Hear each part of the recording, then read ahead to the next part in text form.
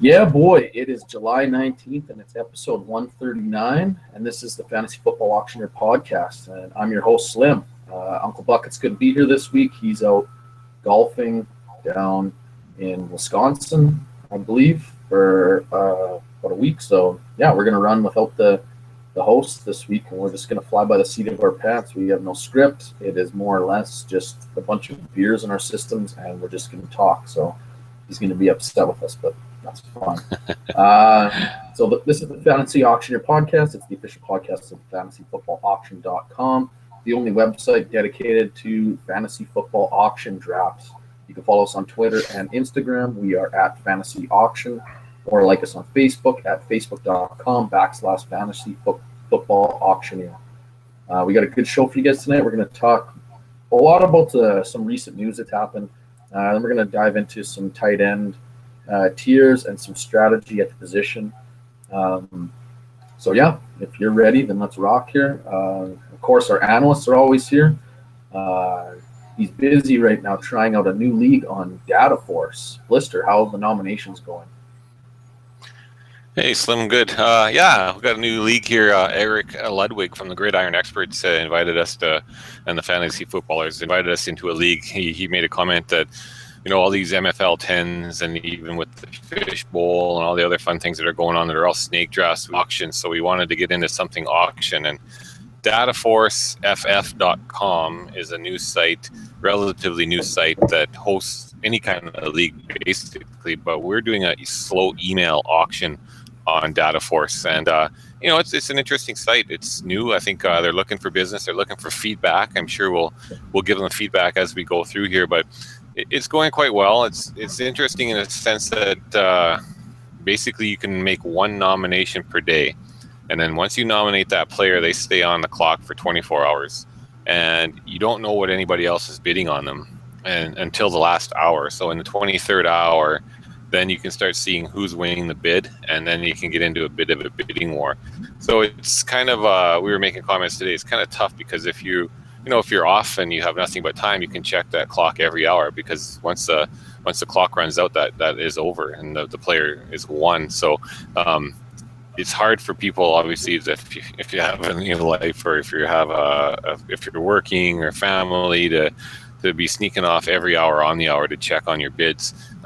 Thing that maybe they could tweak slightly. Maybe you can make them come up a little more often. But in another sense, it's kind of neat. I mean, we're all involved. Again, everyone just loves drafting, and it is a lot of fun. Just looking at some of the prices here, only 10 guys. It'll be 11 guys right away, but 10 guys have been bought so far. Just give you some quick prices. Sterling Shepard went for $9. I got Dougie Martin for $30. I just thought he was too cheap when he was in his 20s. He was a top 5 running back last year and projected to be top 10 this year, so I thought $30 was pretty good. The Seahawks defense went for $8. Brandon Marshall, $26. Antonio Brown, $64. Torrey Smith, $11. Lamar Miller, $46. Rob Gronkowski, $43. Zeke Elliott, $47. And Cam Newton for $20.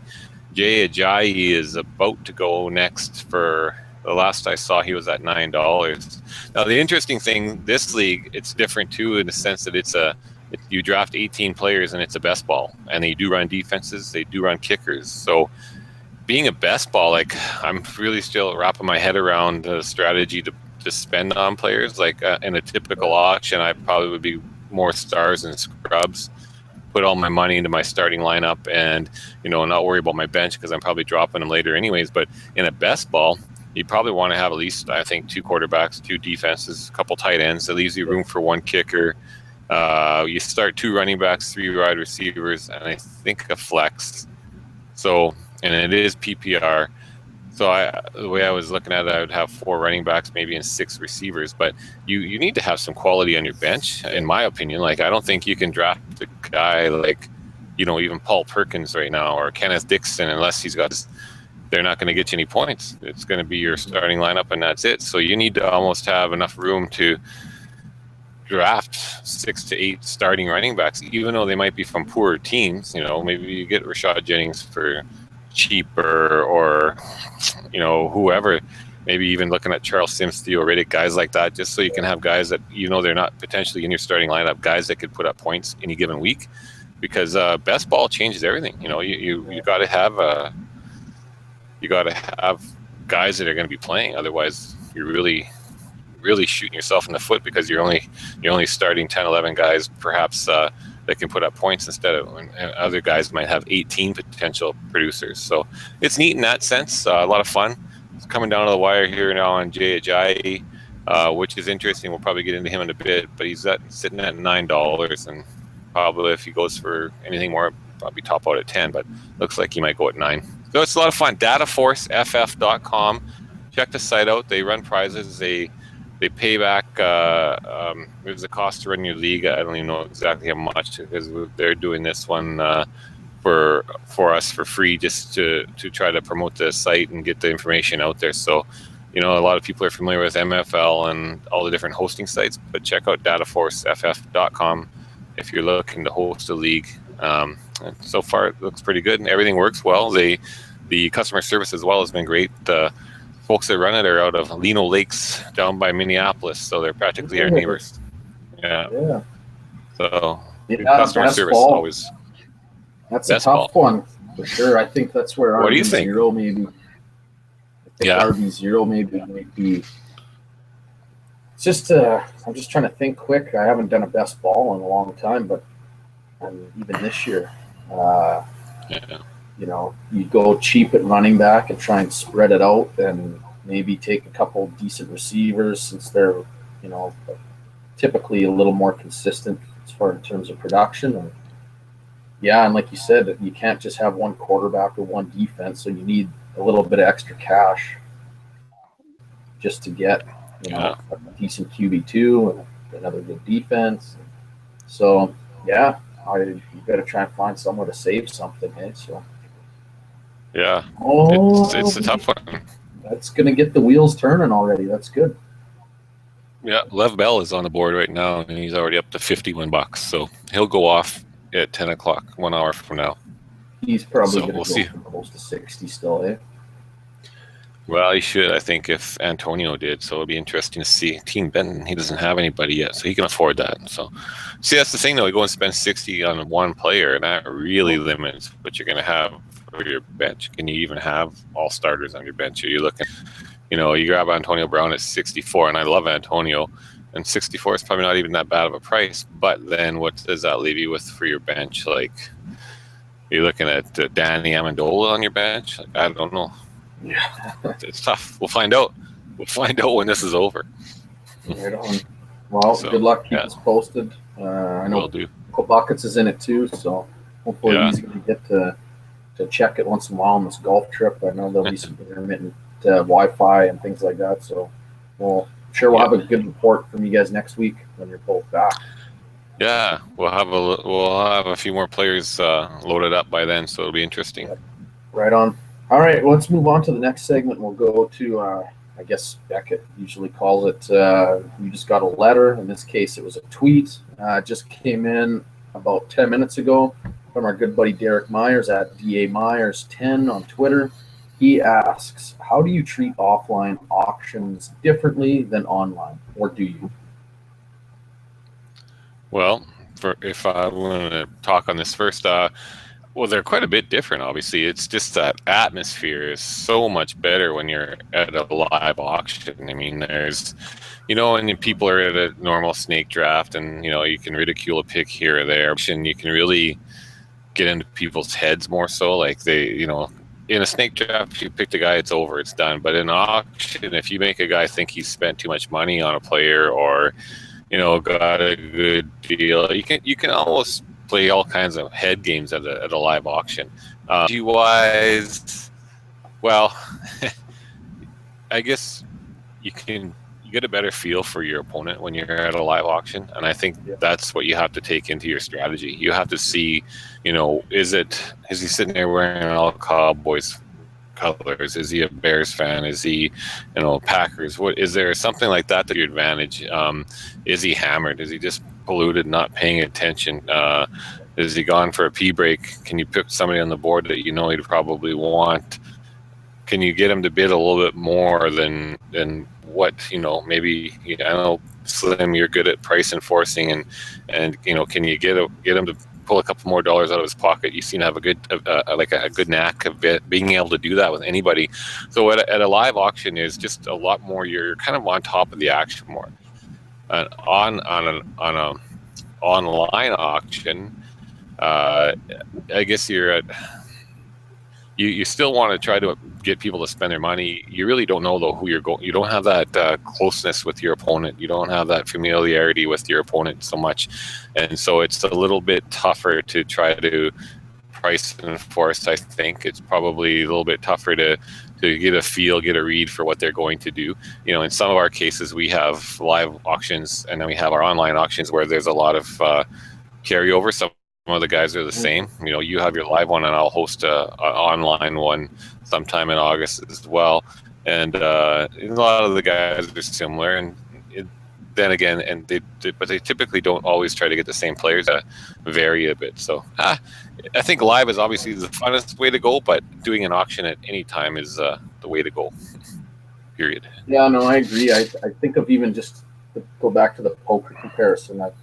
When you play online, I found I would try and play more, not necessarily conservative, but just, I guess, quote unquote by the book a little bit, where you didn't have a real read on who you're playing against. Like you said, you didn't know somebody drunk and being, crazy. You can't hear the conversations going on around you, where you might pick up certain things when you're doing it online. So you kind of just have to, play, like I said, by the book, take the value for what it's worth, and you can't get too cute, maybe trying to bid up people or get caught, trying to price enforce when you don't have lots of money left in your budget. Because if you get caught with your hand in the cookie jar, you're probably screwed for the remainder of the draft. So, you can do some of those things maybe on or offline when it's live, but other than that, I don't think there's really that much difference, other than just trying to read the room and read your opponents and figure out what they're maybe going to try and do and how you can capitalize on that. But otherwise, I think both ways you're just following your strategy a lot of the time, trying to build your best team. But definitely an interesting question, though, and I think we all agree, and we've said this many times, live drafts are the way to go. But if you can do one or the other, and then definitely go with the live one. But I'm looking forward. Sorry. Our live draft where we're traveling down to Buffalo Wild Wings this year is going to be, and I'm gonna have to probably take it easy in light of my recent health issues. So I don't like this. I think because you'll be able to isolate the shit out of the rest of us here.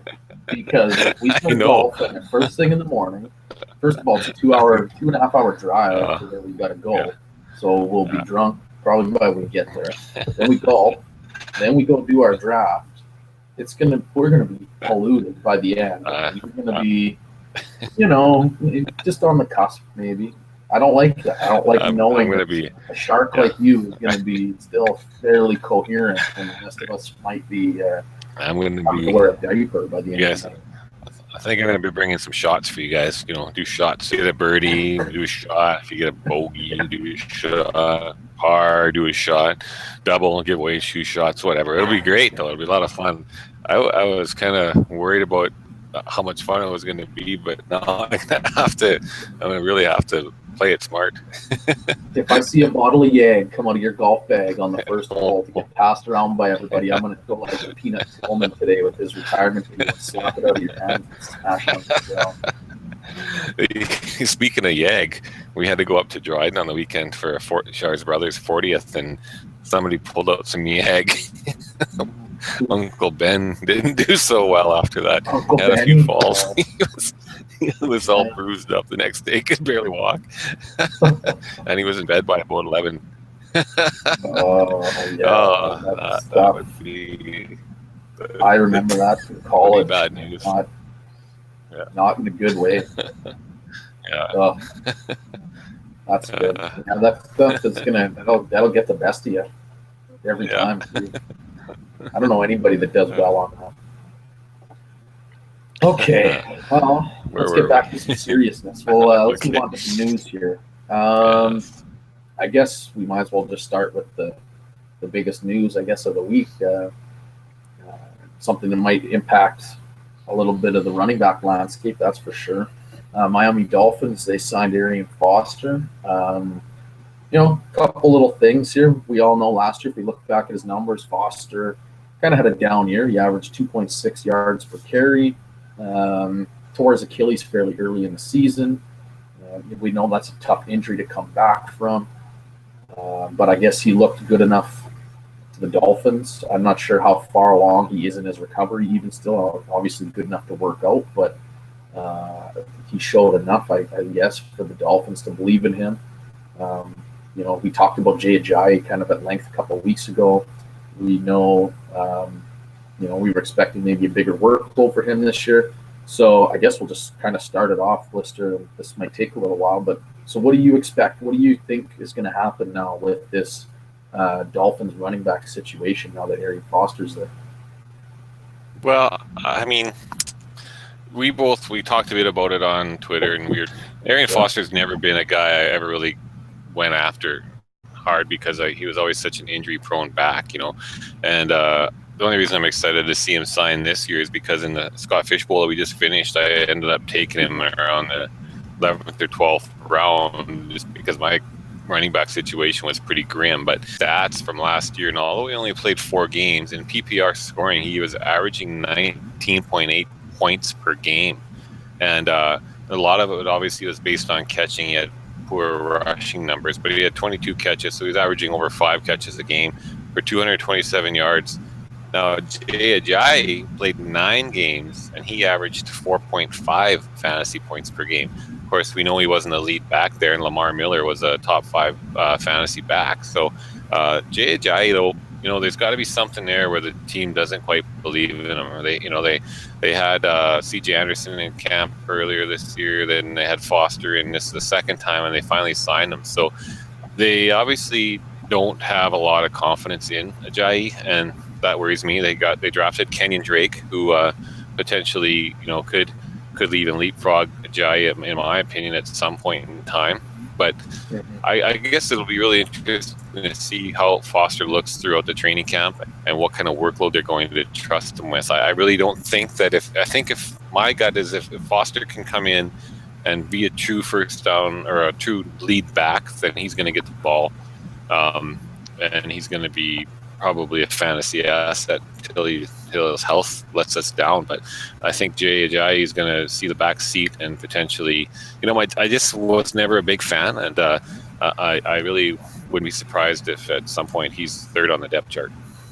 Who, Ajayi? Yeah. Third? Yeah. At some point, I don't know. Yeah. No, I'm not super convinced of Ajayi either, and I agree. I think obviously the Dolphins aren't. I mean, we know of his knee issues, and Foster comes with his own, injury baggage as well. Clearly, even just his Achilles, but he's had miscellaneous other issues. And again, Foster, he was never a guy he's super talented. When he's healthy, he does put up, RB1 numbers. He's right up there with Levy and Bell in terms of point per game production and things like that. I don't know if we'll ever see that again. Someone asked on Twitter just yesterday, maybe, tweeted us and asked us, where do you put Foster right now in your rankings? And at the time, I think you had him higher than me. I just, off the top of my head, I said, well, maybe around $15. And I think you were a little bit higher than that. I think you might have had him just slightly over 20. But I got to thinking of it, and I thought, you know what? What's different than, say, Arian Foster versus, say, Chris Ivory? With just in terms of a guy coming in, supplanting this young running back who was recently drafted to, we thought, take on the majority of the touches. Is he going to just all of a sudden be vaulted into this clear-cut role? We've seen reports that Ivory was going to get a lot of touches and, things of that nature, but we still hold him quite far down. And if we look at our our rankings and our AAV. I mean, he goes for less than $10 still. So I got to thinking, I'm like, what's so different about those two guys? And I don't know. I mean, let's just play a little game. Over under, say 7.5 games. Who would for Arian Foster? What would you take? I'm going to go over this year. You are, right? See, I think I still think I might take the under. And even if I am just over, for me, he's always been a big injury, especially the last couple of years. I have a hard time paying up to get him because I think that he's just going to fall apart at some point. His body just can't seem to take it anymore. Yeah. I mean, I feel like, too, he's going to be a guy, and you'll probably talk on this a little bit.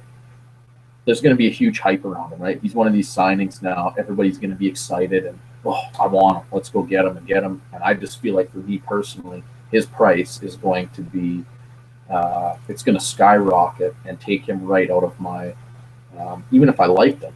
Like, to me, if he goes for, say, $30, there's no way I could pay. If I had to pick between, say, him and Eddie Lacy or him and CJ Anderson, I'm going to take Lacy or Anderson every time, just because I feel like they're much more of a guarantee to play close to 16 games than Arian Foster is. So I think that's where he'll end up being with me. I think, Ajayi could actually become actually a value, believe it or not, because I have a feeling they split. That's my gut. I don't know if that's going to hold up. I feel like Miami is going to want to keep Foster somewhat fresh and not just say, here's the ball 80 times or 80% of the time, because I think they might worry about him breaking down. Not that they paid him a lot of money, really, or anything, but I don't know. Any thoughts on that, or where do you think? I'd have a hard time paying. I'd have a hard time paying probably over $20 for him. Yeah. Even if I saw that they're going to give him the ball a lot, I'd still have a hard time paying a lot of money, just because I don't think he'll hold up like you need him to. And then that's $20 that could have been spent on. You always look back at those instances and think, I could have had this guy for $20 and he's a stud this year. And so I just would have a hard time doing it. Like, if you can pick him up really late or pick him up on the cheap, I wouldn't mind. I'd waste $10-12 probably and give it a gamble but depending on where I'm at for running back. I look at in the fishbowl, I had Langford and Rashad Jennings. Those were my only two starters, and I don't have a lot of confidence in either of those two guys. So Jennings is another guy that's injury prone, and Langford, they're talking timeshare. They're talking he could lose his job to the rookie Howard. So I had to look for something, but yeah, I wouldn't go out and get too excited about it, about Foster, just because of his health. He's yet to prove that he can stay healthy for a full season. Real quick, just to stick with it, thoughts on Kenyon Drake? And I mean, not to go back to the fishbowl. I took him later in the fishbowl thinking, all right, I want a couple of these young guys. Hopefully one or two emerge. Boom, I got myself. Or Ajayi goes down. Bang, I got, RB1. Here we go. I'm laughing. What are your thoughts on him? Are you looking at drafting him? What do you think his price would be? Mm-hmm. Oh, I think you'd get him for $1 right now, and he might be a safe guy to pick up. Like, you need to pick up guys that potentially might have the potential to play. Like last year, David Johnston was a good example. I don't think he's as talented, obviously, as David Johnston, but he was a guy that was sitting behind Ellington and sitting behind Chris Johnson. And Ellington, we knew, was a smaller back, and he had tendency to get injured. Chris Johnson was, hadn't done anything since he rushed for 2,000 yards. So there's no reason to think that he was going to have even the season he did. So picking up David Johnson, sitting him on your bench was, it was $1, and it was just a shot that if it panned out, it panned out. So I don't think he could do something like that. But for putting Drake on your bench for $1, and then, as long as you got the room to keep him there, if you don't, you drop him. Not the end of the world. I don't have a lot of, I actually had him in our dynasty, and I traded him off as a package where I got Tyler Eifert. So I didn't want to, but I was hurting more so at tight end, so I was able to do that. But I would gamble on him for $1. You? Yeah, no, I'm in the same boat. I think of all of them, he could end up being the best value, just because, like you said, his price is probably going to plummet. Then yeah, if I can get him for $1, he's got one Band-Aid for sure, potentially two ahead of him. I mean, I don't like the fact that two guys might have to get hurt for him to get a good chunk of touches, but even if one of them gets hurt, I think he'll be involved in this offense. And I mean, I'm just looking at playerprofiler.com.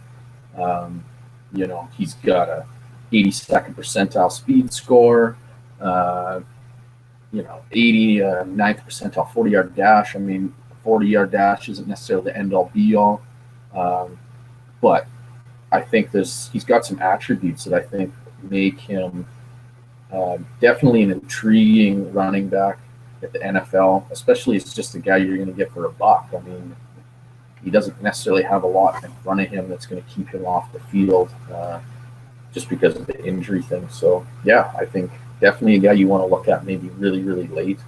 But be careful, overspending. And right now, I think it's kind of a wait and see. I mean, if you do your draft, in a week, then I would maybe take all these guys off the board until I knew a little bit more about their prices and maybe timeshare and things of that nature. But definitely keep an eye on it for sure. Yeah, absolutely. All right. We'll switch gears here short and, go to the wide receiver position. I just saw this today, so I thought I'd throw it in here quick. Josh Gordon. We haven't heard his name very much lately.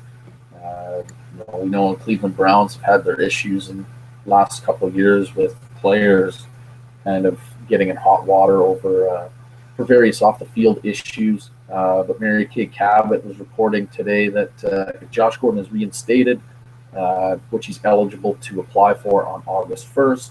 The Browns will seriously consider, welcoming Josh Gordon back and making him an integral part of the offense in some capacity. So, Blistr, with this in mind, do you think this brings Gordon or maybe has him show up on our fantasy radar again at all? Well, he's probably going to be there. And right now, again, here's another guy from the fishbowl that I took really, really late thinking, why not? If he gets reinstated and can start even producing, if you're taking a guy in the 20th round of a draft, a lot of production out of him for him to pay off. He's been in rehab for the summer. Earlier this year, it was reported he was hanging out and living with Johnny Manziel, which was a bad mistake. But he has been in rehab all summer. That's got to help his chances.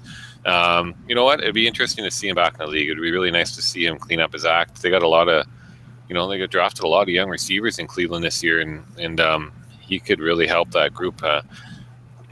It would just be good to see him get back in the game and stay clean and contribute like he potentially can. He would, I think about him kind of like he could be Antonio Brown right now. Like if he would have kept his nose clean, he could have been a guy like that was putting up huge numbers and everybody was trying to get first overall in their draft if he would have just not got himself into so much. So it'd be really interesting. August 1st is coming up pretty quick here.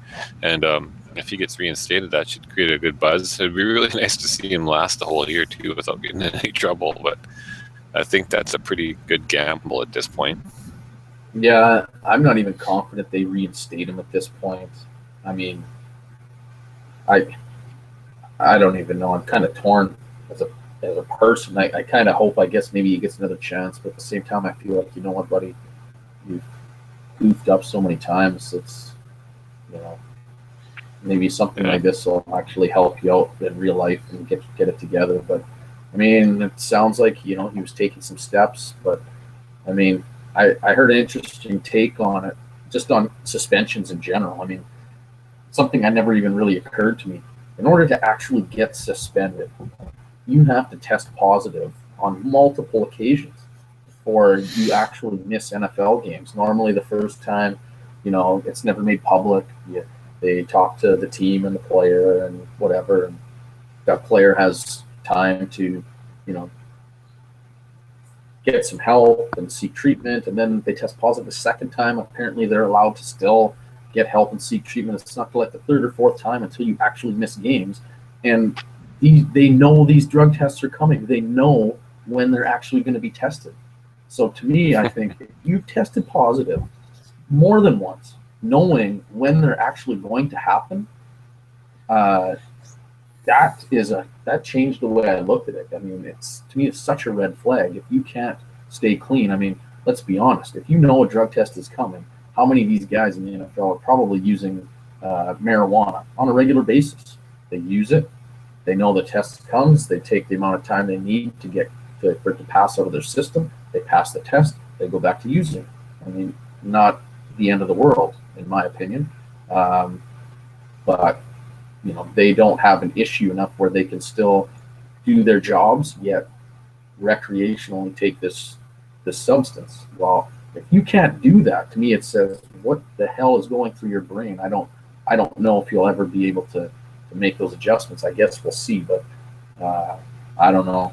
I think I love your strategy of taking them super late. I think that was smart.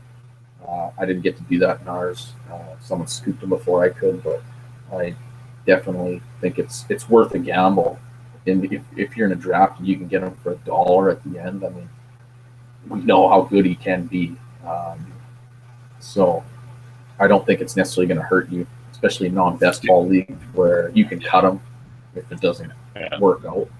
In best ball, you're kind of just stuck with them. But what do you think he would do, Slim? Say he does come back and he plays. What do you think he'll do production-wise? Do you think how long will it take him to get back up to the speed of the game? Do you think he can be dominant again? What do you think? I hesitate to put him in the top. I mean, I know very small sample size, but just looking at 4-for-4 in their piece, I think they said he averaged 6 catches for like 40 yards or something when he came back. I mean, I don't know, just quick math. Like, decent amount of catches. The yardage isn't going to be great.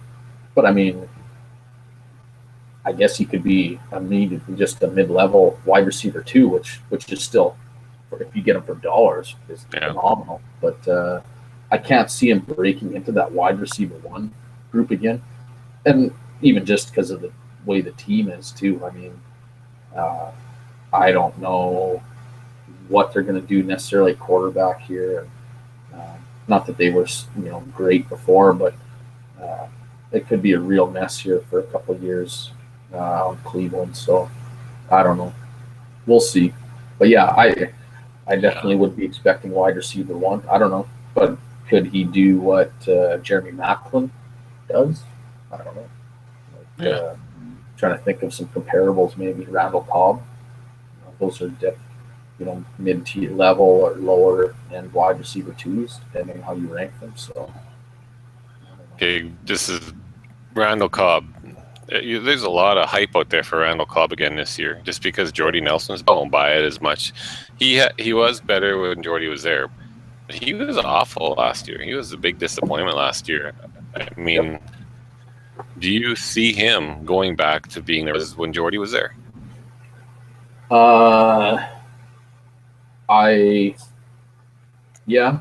guess I kind of do. I mean, I think he's talented. I kind of chalked a lot.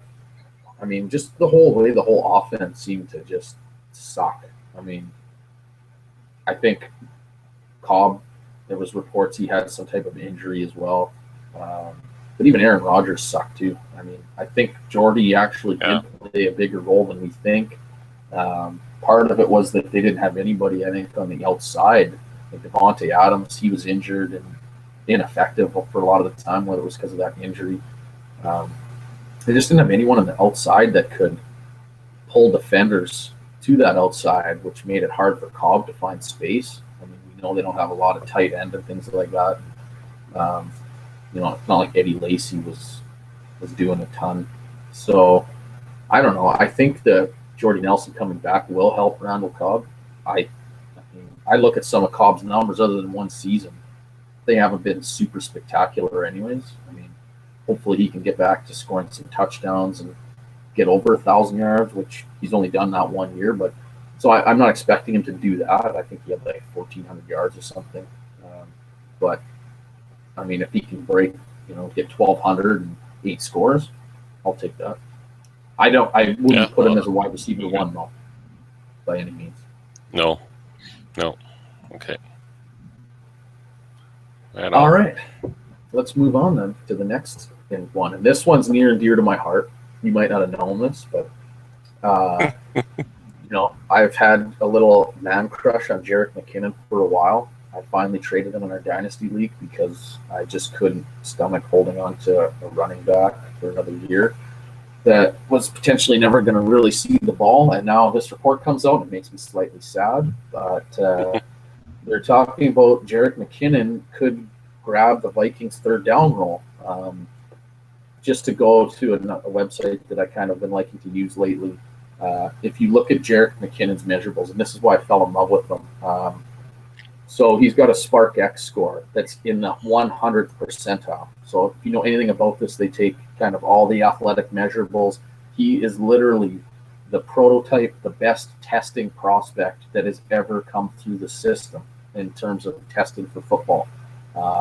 And he's just learning how to play running back. He played quarterback in college for most of his career. So he just switched to running back his last couple of years in college full time, comes into the NFL. He's done phenomenal when he's been in the NFL in terms of what he's done on limited work. He's averages 5.2 yards per carry. He's not big, but he can catch the ball, and he's super athletic when he gets it. And this is why they're talking about, it's not necessarily Adrian Peterson's strong suit. We also know he's getting up there in age, so they might try and spell him a little bit and look to add some explosiveness with McKinnon. Blistr, what do you think this does to Adrian Peterson's value? Well, I've been a little worried about AP this year because he is getting up there in age. The guy is a beast, and he led the league in rushing last year. He was a second overall running back in PPR. I mean, the guy is just flat out phenomenal. But it makes a lot of sense. There's been a lot of hype for Jerick McKinnon this year. I've seen him going a lot earlier in drafts, or people paying a lot more money for him. Unfortunately, the last 3 or 4 drafts we've been in have been snaked for, these kind of fun, I won't say celebrity ones, but analysts and amateurs and stuff like that. We've been involved in a few of them. So we have to do the odd one here and there. But, he's going to probably cost you. I'm thinking this year in an auction, he's probably going to cost you $15 or more, because the hype is only going to build. But it does make a lot of sense to me. I mean, they only targeted AP 36 times last year. And that week, I think all expected more pass catching out of AP last year, and that didn't happen. So I think it would make sense if they could get a younger back like this kid with explosion on the field for third down. He's going to make some things happen. So it makes sense to me that they would do that for sure. And I can see why you're excited about it. Well, I'm less excited though now. I don't have him anymore. Yeah, I think you're right though. I think as the season off season progresses, I love these little kinds of sparks here. Like, we get to see what it does to a guy's value. I think you're right. As drafts approach and the summer goes on, buzz keeps building. And especially if, in the first preseason game, we know AP isn't going to get like any carries in the preseason. If first preseason game, somehow McKinnon, maybe he gets 6 touches. If he does something unbelievable or just, above average with 1 or 2 of those, it's just going to keep that snowball building and building. And, he could end up, I think he's going to end up being priced probably out of my price range. We'll see, though. Barring an AP injury. The guy's just a freak, though, right? Like, it's like you said, that's why I traded him. The guy seems like he's going to play forever. He doesn't really, other than that knee injury, he doesn't ever really get hurt. He can do it all for the most part. Doesn't really need to ever come off the field. It was just hard to envision McKinnon getting enough touches there. But, this could be his foot in the door, and maybe something happens in the near future. But like I said, I've believed in McKinnon, his athleticism. I'm pumped to see him get the chance. I just hope his price doesn't go, through the roof, which, like you said, it could very well be. I mean, why wouldn't he be worth the same as Jay Ajayi, in a PPR league, or even Theo Riddick, So, well, I'd want him ahead of Jay Ajayi for sure. And Theo's Theo's pretty proven, and he does well in that role. But I think there's no reason McKinnon couldn't match his numbers. That's for sure. Oh, he could. At this point right now, though, I would for sure take Riddick. And probably I'd still take Ajayi over McKinnon. I mean, some of this too, again, is we've talked about this. A little bit of coach speak comes out at this time of year, right? Where everybody's trying to pump their players' tires, whether it's building confidence or trying to throw little smoke screens to opponents coming up at the start of the year. Oh, you better game plan for Jarek. I mean, look at his tape here and check out how explosive he is. But, a little bit of mind games maybe sometimes, right? But who knows? We'll see. Oh, for sure. I like it, though. Yep. Yeah. All right. So one running back, I guess, situation is becoming less clear. Jaguars. Beat writer for the Jaguars had reported that Chris Ivory and TJ Yeldon could split carries 55-45. Blech. I don't think it was too long ago where a lot of people, it was reported that Ivory was going to get the bulk of carries and Yeldon was going to be pushed down to RB2 on that team. Now it sounds like it's going to be probably a pretty even distribution. So, Blistr, what are you doing with this running back committee they've got in Jacksonville? Well, you might be best to avoid it for now. I mean, they got a lot of guns they can throw it to as well. But one of the things I keep thinking about with Ivory and Yeldon is if you could get Yeldon for the cheaper of the two, if he's going for $2 or $3 at the end of your auction, because Ivory might get, he might cost you a little bit more because I think he finished at about the 11th ranked running back last year. But what I've never really liked about Ivory is I always felt that he was kind of a Band-Aid too. In his last 3 years, he did quite well in New York. He only missed 2 games in 3 seasons. But prior to that, in New Orleans, he played 12 games in 2010 and then 6 the next 2 years in a row. So he couldn't stay on the field and stay healthy, and that's when he was only a backup. In New York, although he only missed a couple games, there was a lot of games where he was questionable or playing with an injury, which is good that he was able to play through it, but he really didn't put up fantasy numbers that are that astounding. He averaged in 2013 he averaged 7 fantasy points per game. 2014 he averaged 9 points a year. He had his best year averaging 13.8. And I mean, I guess if you could get that kind of production out of him and moving forward, based on you're looking at maybe RB2 type numbers, you'd probably be okay with that if it didn't cost you more than $20. But I honestly think that if you're going to gamble on one, I'd probably pay the $2 or $3 and take Yeldon and maybe wait for that small window where potentially he gets the number 1 role due to injury. I mean, there's no way of guaranteeing that. No, there's no way of counting on that. But I don't like the situation to pay that much money or pay for Ivory's cost potentially when he's going to potentially a potent passing attack still. Yeah, I kind of agree, man. I think this is one right now I'm avoiding because I hate these kinds of ugly things, and I feel like this is one where the coaches, they just play a hot hand. It's kind of like what we see in New England sometimes, and just I don't know. I hate these kinds of things. I find they're hard to predict who to use. So we'll see. I mean, as of right now, yeah, I'm avoiding both. I think both are probably going to go for more unless I can get some, one of them for next to nothing, which I kind of doubt happens unless something changes as the summer goes on. But I just think there's too much risk, and I don't like to play the guessing game every week. So if I can get somebody much safer, then I think I'm going to definitely opt for that. So, all right, good stuff. Let's move on to the last one here, and we'll stick with the running backs. It's been crazy this week for running back news, but again, this one kind of hurts a little bit, but we'll talk about that. The Bills running back Carlos Williams was suspended 4 games for substance abuse. Carlos came off a good year last year. When he got the chance, he found the end zone, I think, in like 6 out of 8 games or something like 6 of 9 games. When LaShawn McCoy was injured. A lot of people were predicting LaShawn McCoy to maybe hit that age cliff this year or start to slow down and maybe start to show more injuries. So Carlos Williams was kind of a popular little handcuff or backup with some upside. Now this happens, and they drafted Jonathan Williams, and there's talk that they're interested in bringing in Reggie Bush. So take that for what it's worth. But Blistr, what do you think? What are you making of this Buffalo running back situation now? Well, you're right. It's a mess now. I mean, it was supposed to be, like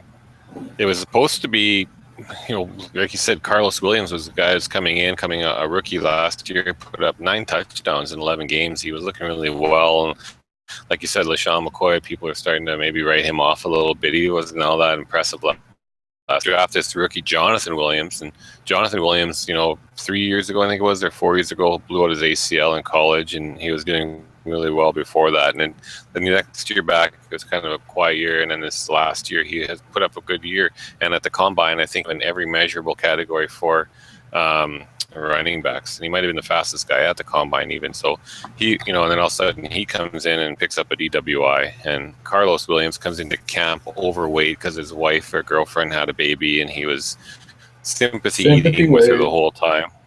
Yeah. And that, according to Sammy Watkins, when I saw him down in Toronto, is $7,500. It sounded like from his mind, yeah, he'll be getting that weight off quick because it's pretty expensive to be carrying, literally.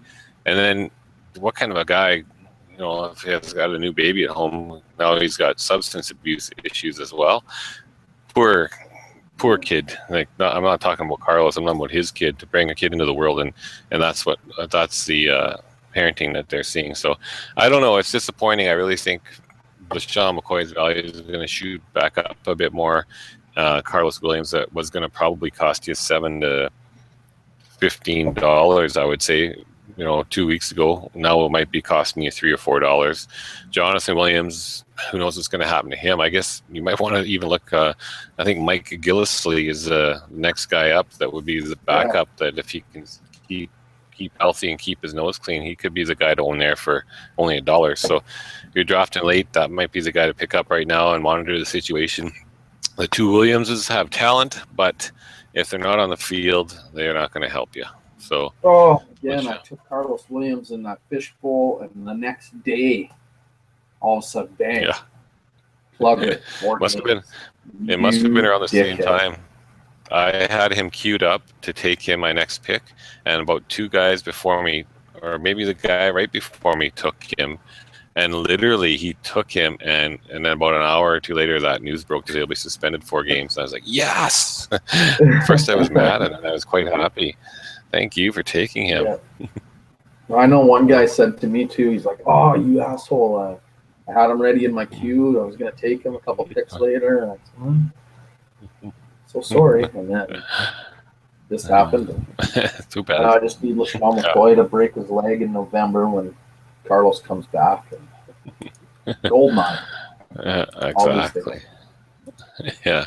All right. Well, that was a busy news segment, man. We had a lot to talk about. Some decent fantasy implications, I think, here. Guys that you want to watch. Should we move on and talk about some tight end tiers really quick here and try and round up this podcast? Yeah, we can. That's what we were going to talk about. We better talk about them. Yeah, we got a little bit of time. A little tight end. Okay. It won't take long. No, I mean, obviously Gronk is not bad, so people might want to draft him. You know what? He's going for 40 plus right now in an auction. So he's going to cost you a lot of money if you're going to go after Gronk. I think Char just got home. Ladies golf night. But after that, there's some guys. Sorry.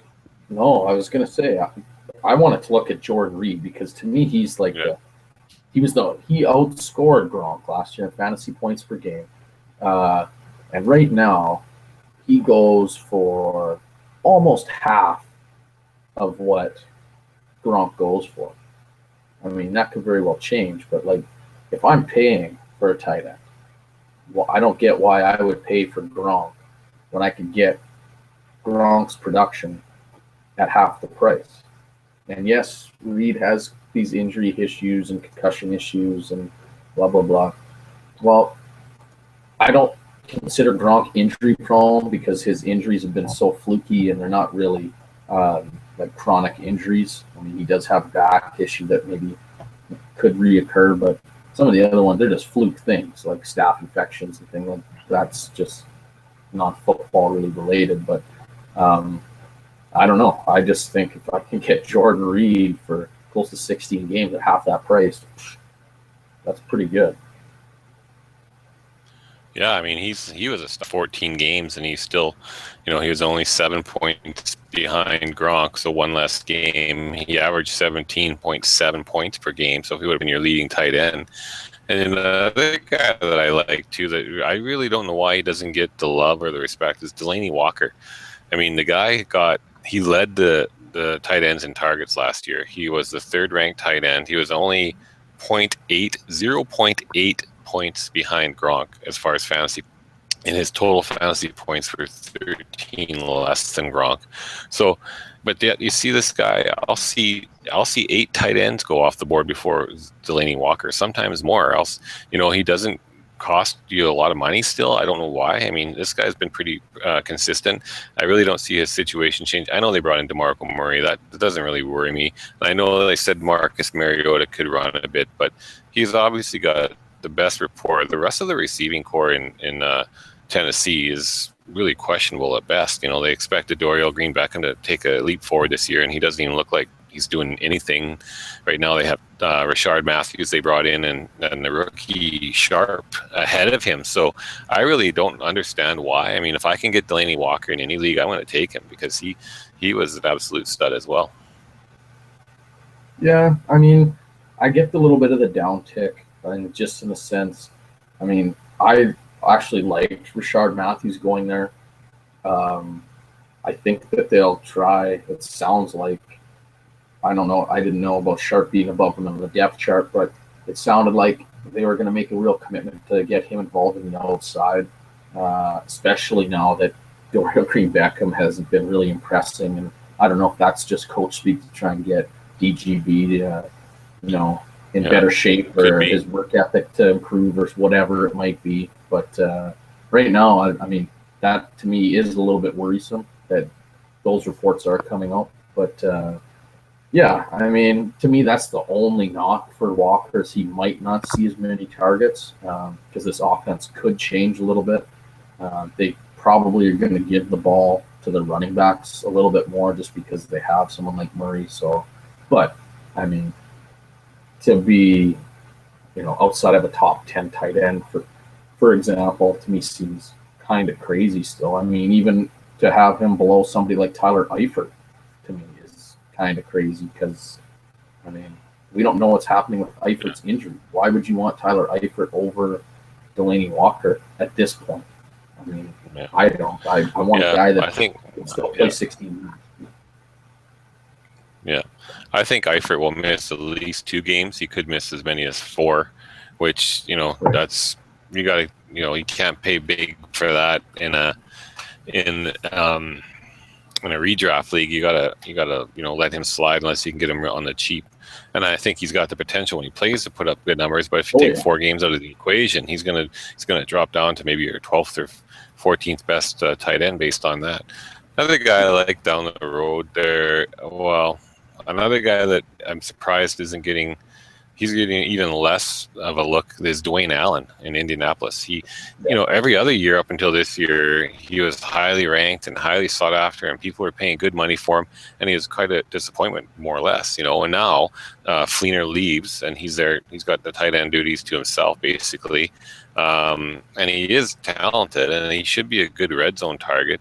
But yet, I saw him go in drafts, probably even maybe your 14th tight end off the board, and you're looking at a couple bucks. And maybe that's about it. Is $2. So, if you could pick up a couple guys like Dwayne Allen and Tyler Eifert for $4 or $5 and stream them I mean, that's a couple quality tight ends that Dwayne Allen holds you in there until Eifert's ready to go. Or even, another guy that I really I think should have a good year is Zach Miller in Chicago.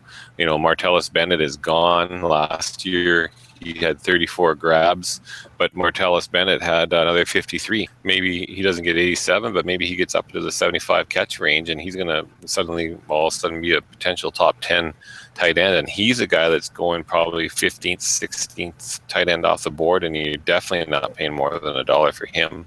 So I really like him. He's ending up on a lot of my teams this year. Yeah, I got him in the fishbowl. I was pumped because I think, again, I agree that he's a tight end that you can get for minimal value. Like if your strategy, and this is going to be my next question, so this might be a good segue, but if you were going to go, cheap at tight end, then Miller's a guy I think you want to target just for the potential of volume. And once the volume is there, I mean, it's up to him to do something with it. But if I could pair him with a Dwayne Allen or even an Antonio Gates, we didn't really talk about yet, but I mean, Gates is kind of falling down our rankings. But I mean, I look at the tight end position as you don't necessarily have to be the most explosive athlete. And this is where some people make the argument for Jimmy Graham, but coming back off this injury. But if you can just run good routes and know how to use your body to shield defenders and box guys out, which not to make this take the low-hanging fruit here, but he did play basketball. He knows how to use his body to gain position on people, blah, blah, blah. But whatever. He knows how to run routes. He definitely has great rapport with Phillip Rivers. He's used in the red zone. Injuries are an issue, yes. But when he's in there, he has potential to be the tight end one on that given week. It's just that he's old, and this is the knock that I think a lot of people give him. And if I'm going to get a discount on a player like that just because he's old, to me, Jason Witten is old, but Jason Witten is also like really slow now and lost.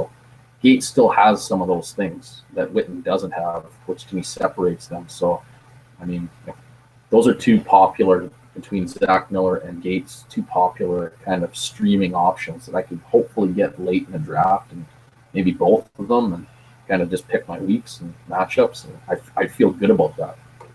Yeah, guy that I'm not as high on is Martellus Bennett this year. I just think people think, oh, he's a talented. He was a good tight end. He's going to New England. Everyone assumes he's going to be Hernandez and put up numbers like that, but I just don't see it happening. First of all, he loses Brady for 4 games, so Gronk will get his share of looks, but I just think that they'll spread the ball around so much that I don't know that, Bennett will probably have a great game every 5 or 6 games where he shows up and grabs 2 touchdowns or something. And, but I just don't think he's going to have consistent enough production that you could really bank on it. But people know his name, people know New England, so they're going to think that he's going to be very valuable. And I just don't see it happening. I just think it'll be a bit of a letdown. I agree. I mean, I think the offense has just changed a lot since they had both those guys. I think their running backs are better as a whole than what they had then, whether it's Dion Lewis and LeGarrette Blount together, that they can give the ball to those guys. They don't need to,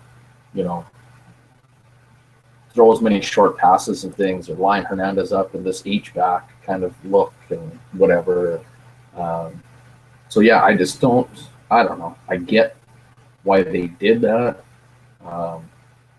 As in real football terms, I just don't think it translates to fantasy. I mean, for me, it killed Martellus Bennett's value. I mean, I've got Zach Miller ranked over Martellus Bennett now that Bennett's left Chicago. So, he's definitely a guy I'm avoiding, which is actually good. I'm glad now that I looked. This was takes a couple of things off the board. I was going to ask you some guys that you were avoiding or trying to acquire, and you went and answered that for me, which is awesome.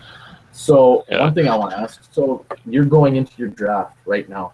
What is your strategy with this position this year? Well, I'm depending on obviously the rules. In some leagues where we have tight end premium, I think you have to pick up regular PPR. Regular PPR league. I just think that I'm probably never going to have Gronkowski just because he's going to be too expensive, you know. And as much as I love him and would like to have him on my team, I've never really liked the look of my team when I've had Gronkowski. Like, I think I grabbed him. Let me just see if one of my teams here I have Gronk. Oh yeah, I did. I had a draft and go on scout, and I grabbed him, and I just, you know, I wasn't comfortable with my receivers after that. Keenan Allen was my top one, and Allen Hurns, Willie Snead. It's all because of Gronk, where I grabbed him. I could have had another top-end receiver. I have a lot of that, and I would say more so my strategy would be to pick up a couple guys in the next tier between Greg Olsen, Delaney Walker, you know, Ertz, Miller, guys in that range. Julius Thomas. I think there's lots of guys in my tier 2. I have Jordan Reed, Gary Barnidge, Eifert, Green, Ladarius Green. That is Delaney Walker, Travis Kelce, Greg Olsen, Colby Fleener. So that's 2, 4, 6, 8. I have another 8 in my tier 3, and that includes Bennett, Dwayne Allen, Julius Thomas, Gates, Ertz, Miller, Witten, and Graham. So there's 16 guys right there. Out of those 16, I won't own Bennett, Witten, or Graham. So that leaves me a 13. If you group Gronk back in there, it's 14. And I think Gronk, like we said, is going to go for $35 or $40. But then there's 13 other tight ends that, you know, they're not going to cost a lot of money. Like if Jordan Reed wants to go for 20, you know, I have no problem dropping down to a Kelce or a Fleener or whatever. And if I can get 2 guys for, well, hopefully 2 guys for $10 or $12 total, and less than that would be even better. And I think it will be less than that. I think a lot of people are going to spend, from what I'm seeing, a lot of people are spending their money on, you know, there's a lot of good potential running backs, there's a lot of receivers, and they're throwing a lot of money at Cam and at Gronk. So I think you're going to be able to pick up 2 of those 2 tight ends, maybe for $8 to $10 or even less, and I'd be very happy with an Antonio Gates and a Travis Kelce or a Zach Ertz and a Zach Miller even. I would, you know, so that's kind of what I'm looking at this year. Yeah, I think. Yeah, I agree. I mean, I think, and I just want to, like, you talk about your tiers. So in your tier 2, you just said you had 8 guys. That's a big tier, right? I mean, that means that there are 9 tight ends that you feel very comfortable starting, because obviously Gronk is in a tier all by himself. That it's a deep position, and then you got another 8 after that. Like, it's just there's a lot going on there. I think it could be logjam in terms of production. So yeah, I kind of tend to agree. I don't see why there's a need to really pay up. In fact, I think one smart strategy would be maybe nominate some of these, you know, the Gary Barnages, or I don't know, Ladarius Greens or Eifert's, guys maybe that you're lower on in that second tier of yours, and try and drive the price of, you know, Greg Olsen. Well, you said, you know, Delaney Walker. You like Delaney Walker. He could come very cheap then. Greg Olsen, he's old. People think he's old. They're waiting for. He's still productive though. He could come at a discount, because a lot of these guys will have tight ends at this point and aren't going to want to bid. Which brings me to something I just thought of. I freaking hate when you look at a draft board and you say, okay, this team's got a tight end, this team's got a tight end, this team's got a tight end. All that you try and predict who's got a tight end. All right, I'm going to nominate a guy that I like now. I want to go get him. And some asshole team goes out there and buys the second tight end for market value. And I think, why would you do that? One, you just see, but 2, you already got one. I mean, yes, you could flex them, but I never, for me as an owner, I never anticipate that happening. I just never think of people flexing tight ends in non-tight end premium leagues. So it drives me ape shit when somebody does that. But that's total side round. Yeah. Our boy Zooms does that all the time. He loves to remember that. Yeah. He loves to start 2 tight ends. Back in the day, he spent a lot of money on the big name tight ends. Yeah. There's one other thing. Yeah. Other than that, any other things? How do you see anything you see going on in drafts then that you think? You know, not a lot. I think with some other tight ends, like I don't think in just a normal 12-team redraft you need to draft them. But you know, if you only drafted one tight end, for example, and you're just looking at a guy off the waiver wire that could do well for a week, I think you're going to find guys out there like, Clive Walford could be a guy out there. I still think Jake Tammy could have, with the right matchup. Cameron Braid right now is getting more love than Austin Safarian-Jenkins. Joel Green, I'd keep an eye on in Denver. Vance McDonald in San Francisco, and even Charles Clay. I mean, he's a guy that probably isn't going to get drafted, and he should be a lot higher than where he's going right now. But those are guys that, and even Tyler Croft, if Tyler Eifert's out, Tyler Croft, is he going in his third year now? I think he might be going in his third year or second. So, anyways, he's a guy that could get some targets. There's not a lot of people there to pass the ball to in Cincinnati, so there's a lot of guys that you can fill off your waiver wire for with the right matchups, and just pick them up for a week, drop them again, and not have to worry about it. So there's a lot of guys that will tie. That's another one. So a lot of guys out there. I was looking at two. Will Tye was one. Yeah, I think he's a good late guy. I mean, Larry Donnell's there and he's going, but to me, these are the guys you pick up, then drop them. You already mentioned Charles Clay. He's another guy that intrigues me. One for me, real unflashy, but Ben Watson. I just think there's crap at tight end in Baltimore. The receiver situation is still just it's garbage in terms of depth chart, and we don't know what's going on. Is Perriman hurt? Is Steve Smith coming back? And what's going? I keep an eye on. Yeah. Max Williams is in Baltimore, and he was a rookie last year. And I've only watched him once, but he stood out. He was the best player on the field at the time.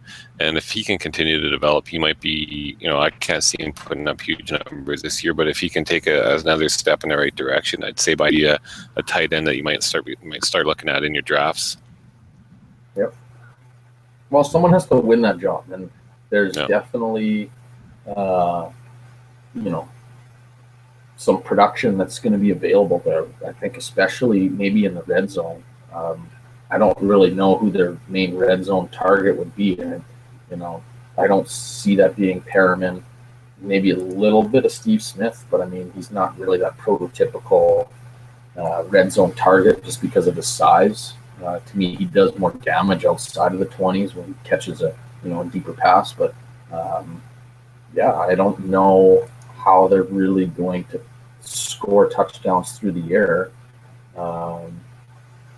But I'm confident that they're going to, which makes me want to buy into some of these shares, especially for dirt cheap at the tight end position in Baltimore, which makes it intriguing. It's kind of like the Giants. If I can get Will Tye for nothing, let's see. Okay. He might lose his job to Larry Donnell at some point. I don't know. They might split. It could get ugly there, but they're going to score touchdowns, and they can't all go to Odell Beckham. So if I can get a little piece of that for next to nothing, then I'll take a stab there. And if I don't hit, then I spent $1, and I'm going to cut that guy. Yeah, there you go. Yeah. All right, buddy. Well, that's about it. I think that wraps things up. I think, again, we did a better job than when our regular host was there. That's no doubt, right? But, all right. I'm not even going to ask you if there's anything you want to add, because I know how much we hate when he does that to us. So I will just end it there, and I'll say thanks for listening.